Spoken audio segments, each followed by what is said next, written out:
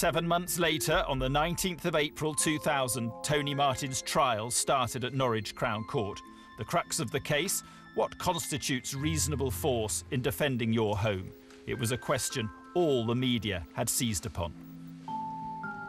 I mean, the fact is, it was a huge story. You know, one of the big stories of many big stories I've been involved with. With Tony, of course, it was a worldwide interest because even in America, a lot of people had tremendous sympathy for him. You know, the usual kind of media frenzy that builds up around a massive case like this, which there was so much public interest in and so much public support for him. But in the court, there was at least one group with no sympathy for the defendant.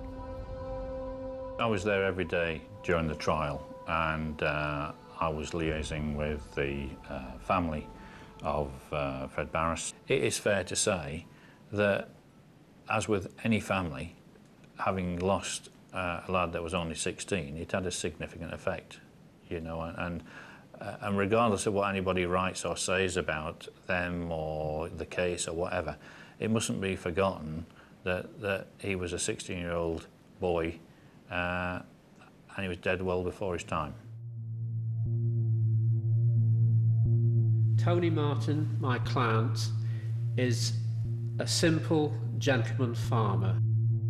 At the trial, Martin's team argued self-defence, portraying him as a victim of crime. Scared and alone, he'd picked up a gun to protect himself.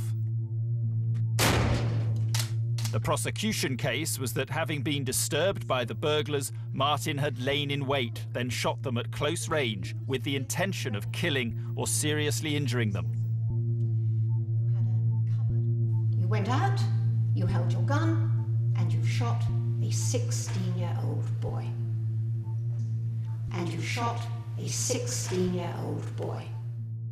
Martin's team was headed by Anthony Scrivener QC. He was very shy, but underneath it all, I thought he was a very decent man. One of my main concerns at that time was whether or not he would be able to convey his real personality through to the jury, because in a self-defense case, everything really depends on the defendant.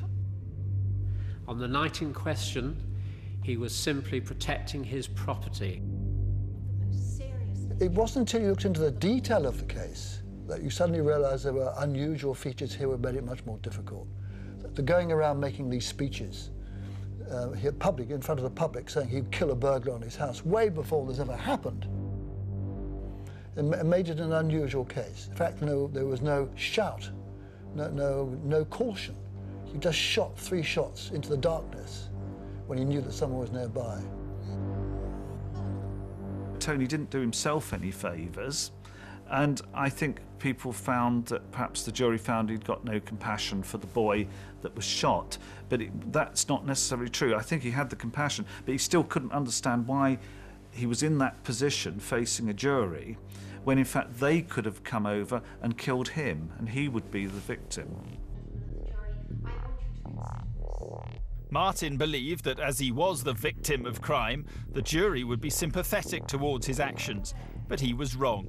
By a majority of 10-2, they convicted him of murder and wounding with intent to endanger life. When the jury returned the verdict, I think he was very distressed.